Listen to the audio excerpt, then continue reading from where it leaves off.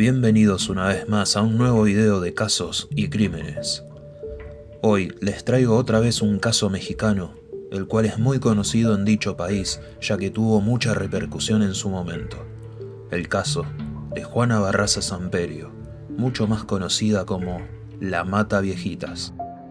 Los invito a que me acompañen a conocer a esta persona que durante varios años, hábilmente, aparentó ser una dulce y servicial señora, pero que detrás de esa careta se escondía una sádica asesina de ancianas. Mi nombre es Mauricio, y esto es El Culto Siniestro. Esta señora, cuyo nombre completo es Juana Dayanara Barraza Samperio, nacida el 27 de diciembre de 1958 en Pachuca de Soto, Hidalgo, México, tuvo una infancia muy dura, con un padre que abandonó la familia el mismo día en que ella nació, llevándose con él a uno de sus hermanos. 3 meses después, se muda al Distrito Federal con su madre, cuyo nombre es Justa Samperio. Esta mujer se dedicó siempre a las labores domésticas. Tuvo 2 hijos más con otro hombre, a quien luego terminó abandonando. Tenían una vida muy precaria, y para sumarle más condimentos a la situación, su madre comenzó a salir con la actual pareja de la abuela de Juana. En los datos de la investigación no figura de qué trabajaba su padrastro abuelo, pero su madre, como dije anteriormente, con sus trabajos de empleada doméstica ganaba muy poco. Además, tenía una fuerte adicción al alcohol, en lo que se gastaba gran parte del dinero. Para colmo, Juana tenía totalmente prohibido salir a la calle e incluso ir a la escuela, ya que su padrastro consideraba que las mujeres para ser amas de casa no necesitaban estudiar, y es por todo esto que ella nunca aprendió a leer ni a escribir. Durante toda su infancia fue agredida diariamente por su madre de forma física y verbal, pero siempre lo hacía a escondidas del padrastro, que a pesar de ser un hombre con un pensamiento retrógrado, fue la única persona a quien Juana consideraba como su protector. La madre de Juana tenía una costumbre bastante particular. Cada vez que iba a tomar a un bar, llevaba a Juana con ella, y como no tenía dinero, la ofrecía a otros hombres a cambio de alcohol. En una de esas noches, al cabo de unas horas, se encontraba en un estado de ebriedad tan alto que decidió regalarla a cambio de 3 cervezas a un hombre que se encontraba en ese lugar. Esta persona inmediatamente se llevó a Juana a su casa, en donde la golpeó, ató de las muñecas y violó infinidad de veces, hasta que finalmente quedó embarazada. 3 meses después de dar a luz a su hijo, Juana fue rescatada por los hermanos de su padrastro. Para ese entonces, ya tenía 18 años. Muy poco tiempo después, su madre murió por una cirrosis muy severa. Sin embargo, no tuvo ningún tipo de sentimiento que no fuera rencor y odio, y se negó rotundamente a ir a su velorio. A sus 23 años, se casa con Miguel Ángel Barrios, con quien tuvo una hija.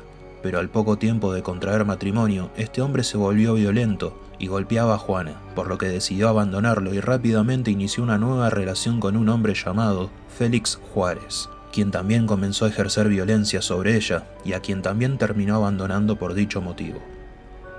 Fue en ese entonces que Juana entendió que se tenía que valer por sí misma para poder mantener a sus hijos y alejarlos de ese entorno de violencia. Tuvo varios trabajos temporales, pero su vida cambió cuando empezó a vender pochoclos en funciones de lucha libre, e incluso esto la hizo llegar a la fama. Un hombre que se encargaba de reclutar luchadores se dio cuenta de que su complexión física era muy inusual y vio un gran potencial en ella, llevándola a proponerle que sea luchadora. A Juana jamás se le había cruzado por la cabeza esa idea, pero en el momento no lo dudó y accedió a la propuesta de este hombre. En ese entonces, ella medía aproximadamente 1,75 m y llegó a pesar 91 kilos. Según ella, se empeñó mucho en entrenar y le dedicó gran parte de su tiempo a ello. Pero para poder ser luchadora, como saben todos, debía tener un apodo. Se llamó ella misma la Dama del Silencio, por el único hecho de ser una persona muy reservada y callada.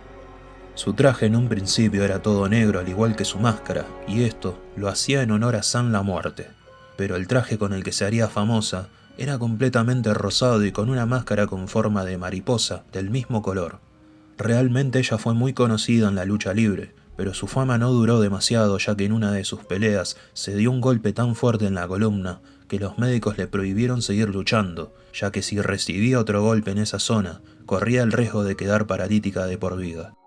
Esta noticia fue un bajón anímico muy grande para ella, ya que con eso ganaba muy bien y podía darle de comer a sus hijos. Pero no quiso rendirse, y desde ese entonces decidió dedicarse a ser manager y reclutadora de luchadores. Pero con esto no le fue tan bien como con su anterior trabajo, y fue en ese entonces en donde se decidió a dedicarse a hacer algo extra, un punto clave en su vida. Juana empezó a robar. Hacía robos chicos, por ejemplo comercios y algunos accesorios de autos, pero encontró mucho más rentable el robo a señoras ancianas por su vulnerabilidad. Su manera de actuar no era demasiado complicada. Consiguió un traje de enfermera e iba a la casa de dichas ancianas diciéndoles que venía de parte del gobierno para ayudarles con sus estudios médicos. También se hacía pasar por asistente social para ayudarlas con sus pensiones, y una vez dentro y ganada la confianza, las desvalijaba por completo. Le fue muy bien durante un tiempo, hasta que fue descubierta por un agente de policía llamado Moisés Flores Domínguez, quien la retuvo unas horas en un lugar privado y en vez de meterla presa y abrirle una causa, decidió extorsionarla. Ella podía seguir haciendo de las suyas, pero tenía que pasarle parte de lo recaudado a este policía corrupto. En 1998, su primer hijo, José Enrique, falleció luego de que le dieran una paliza por intentar robarle. Y esto es altamente probable que sea el detonante que hizo que Juana explote. ¿Y por qué aclaró esto? Según un estudio, casi el 70% de los asesinos en serie comparten varios patrones que mayormente ocurren en su niñez. Por ejemplo, abusos sexuales por parte de los padres y o el resto del entorno familiar, maltratos físicos y psicológicos por parte de la madre, un padre ausente, y otro patrón que suele repetirse mucho son los golpes en la cabeza durante la niñez. Y por último, el detonante que los lleva a cometer su primer acto, el cual suele suceder cuando son adultos. Este detonante puede ser algo de gran impacto en sus vidas, que su pareja los abandone, perder el trabajo o la muerte de un ser querido, como lo fue en este caso. Un asesino en serie no decide convertirse en un asesino en ese mismo momento, es algo que viene procesando durante toda su vida. Es una idea que da vueltas y vueltas en su cabeza, pero hasta que no ocurre esa explosión, no lo hacen. Luego de eso, es muy difícil que cambien de parecer. Volviendo al caso, no se sabe con exactitud quién fue su primera víctima, ya que desde ese año se habían registrado algunos asesinatos que concuerdan con su modus operandi, pero su primer asesinato sería registrado de manera oficial recién en el 2002. Juana usaba el mismo método que usaba para robar, solamente que ahora, además de robarles, también las mataba. Su primera víctima registrada al momento fue Ana María de la Luz González, quien la dejó entrar a su casa después de que ésta se hiciera pasar por enfermera. Según relatos de Juana, esta anciana le hizo un comentario muy grosero contra su persona y esto hizo que la provoque. En cuanto la señora se dio vuelta, Juana aplicó sus conocimientos de lucha libre, le hizo una llave para dejarla inconsciente, y una vez hecho eso, la arrastró hasta un sillón y la estranguló hasta matarla. Luego, le robó sus pertenencias y huyó del lugar. Para ese entonces, la policía había empezado a registrar varios casos de asesinatos a ancianas y se dieron cuenta de que podía ser un asesino serial. Con la ayuda de algunos testimonios, se logró hacer un retrato llegando a la conclusión de que se podía tratar de un hombre disfrazado de mujer o de un travesti por los rasgos y el físico de la persona. Como última opción, creían que se podía tratar de una mujer robusta. Todo esto se creyó incluso hasta el día de su detención. La policía, teniendo estas descripciones, se dedicó a buscar al culpable, pero ellos estaban totalmente convencidos de que se trataba de un travesti, por lo que se registró una cantidad inmensa de abusos y hostigamientos hacia dichas personas. Hasta incluso hay denuncias de torturas con el fin de hacerlos hablar. Juana, desde el 2002 hasta el 2006, se dedicó a asesinar ancianas de maneras totalmente brutales, casi siempre con el mismo patrón. Así como se hacía pasar por enfermera y asistente social, también empezó a hacerse pasar por empleada doméstica. La mayoría de las veces se tomaba su tiempo para elegir a sus víctimas, y otras veces eran al azar. Caminaba por los barrios y observaba con detenimiento a las ancianas. Una vez que tenía en su mira a la víctima perfecta, atacaba. A muchas de ellas las mataba a golpes en la cara, llegando incluso a desfigurarlas, y si así no las mataba, las dejaba inconscientes para luego abusar sexualmente de ellas, las apuñalaba y las ahorcaba con sus propias manos o con lo que encontraba, cables, cuerdas, pañuelos, etc. Luego de matarlas, se tomaba su tiempo para buscar objetos de valor en la casa. Algo que llamó la atención de los investigadores es que Juana muchas veces se llevaba estatuillas y ese tipo de cosas, algo que lo relacionaron con que posiblemente se los quedaba como si fueran trofeos. Y acá me gustaría agregar algo, y es que según los estudios que nombré anteriormente, este es un patrón que por lo general es visto en los hombres, y es muy poco común verlo en las mujeres. Incluso, su método de matar es muy poco común. Se calcula que entre 2002 y 2005, Juana mató aproximadamente 30 ancianas. Los investigadores creían que se trataba de un asesino muy calculador e inteligente, pero no era tan así. Juana era muy descuidada, ya que dejaba sus huellas por todos lados y en muchas ocasiones era vista por personas al entrar o salir de la casa de sus víctimas. Simplemente tenía mucha suerte de no ser capturada. No se sabe si fue casualidad, pero Juana, hasta ese entonces, siempre asesinaba a ancianas de clase media baja o clase baja. Nunca se había metido con una señora de clase alta, hasta septiembre de 2005. La Mataviejitas decidió entrar en la casa de una anciana cuyo nombre era María del Carmen Camila González, a quien también mató ahorcándola y golpeándola brutalmente. Pero lo más relevante de este asesinato es de quién se trataba esta señora. Resultó ser la madre de un criminólogo muy importante de la ciudad. Todo esto lo recalco para que comprendan que Juana, en verdad, no era una asesina calculadora. De lo contrario, no se hubiese metido con esta señora si investigaba de quién se trataba. Y ahora, por cometer ese crimen, tenía toda la policía detrás de ella. Se dio a conocer de manera masiva el retrato que habían hecho, e incitaban a las ancianas a no abrirles la puerta a desconocidos. Transcurrió cerca de un año y muchas víctimas, para que por fin Juana caiga ante la ley. Pero lo más ilógico es que no fue gracias a la policía ni a ningún investigador, sino por un descuido de ella misma. Había puesto en su mira a una anciana de nombre Ana María, a la que vio en la calle con bolsas cargadas de mercadería del supermercado. Juana se acercó y amablemente se ofreció a ayudarla. Al llegar a la casa, le comentó que ella era empleada doméstica y le ofreció sus servicios. La señora le hizo un comentario que, según Juana, fue muy despectivo, y fue en ese momento que no dudó en matarla. Tomó un estetoscopio que estaba sobre la mesa y la ahorcó con él, pero esta vez no pudo terminar con su trabajo de robar las pertenencias, ya que no se dio cuenta de que esta mujer no vivía sola.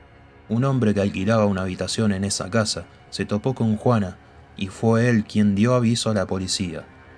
Juana pudo escapar de la casa, pero a las pocas cuadras fue reducida. La Mataviejitas admite haber cometido solamente este último crimen, pero la policía pudo constatar, gracias a la cantidad de huellas que dejó en los lugares del crimen y a los objetos personales de las víctimas que guardaba en su casa, que mató por lo menos a 40 ancianas en todos esos años, de las cuales, hasta el día de hoy, solamente hay confirmadas 17. Juana, en una entrevista que se le hizo el mismo día de su detención, entre lágrimas, confiesa que lo hizo porque odia a las mujeres ancianas, ya que le recuerdan a su madre, quien la maltrató horriblemente con abusos físicos y psicológicos durante toda su infancia, y por haberla vendido a un hombre por unas miserables cervezas. Por lo que estuve investigando, lamentablemente no es la primera vez que en México la justicia hace ojos ciegos a este tipo de casos. Los asesinos en serie muchas veces comienzan con víctimas de clase baja, ya que el Estado no se preocupa por ellos, pero cuando se meten con alguien de clase alta o con el familiar de alguien importante, es ahí recién cuando deciden usar todos sus medios para poder dar con el culpable, algo que es totalmente lamentable. Al igual que la corrupción, si ese policía que la detuvo cuando solamente cometía robos la hubiese metido en prisión, quizás se podría haber evitado todas esas muertes. Pero no fue así. Hoy, Juana pasa sus días en la cárcel de alta seguridad de Santa Marta, Acatitla, y con las manos manchadas de la sangre de muchas vidas inocentes. En un principio se le dio una condena de 759 años y 17 días, pero luego de un tiempo se le redujo a 50 años. Hace muy poco se le hizo una entrevista dentro de la cárcel, donde niega haber cometido todos los crímenes que se le adjudican, y afirma que cuando su condena termine, ella va a estar viva. Y bien amigos, hasta acá llegamos por hoy. Como les comenté al principio, este es un caso muy famoso en México, y es muy probable que este no sea el último caso que haga de ese país, ya que tienen muchos otros que también son muy interesantes. Sin mucho más que decir, me voy despidiendo, y como siempre digo, no olviden que si son nuevos, se pueden suscribir para darle más apoyo al canal y estar al tanto de más videos. También me pueden ayudar mucho dándole un buen like y por sobre todo si comparten el video. Nos vemos en la próxima. Mi nombre es Mauricio, y esto fue El Culto Siniestro.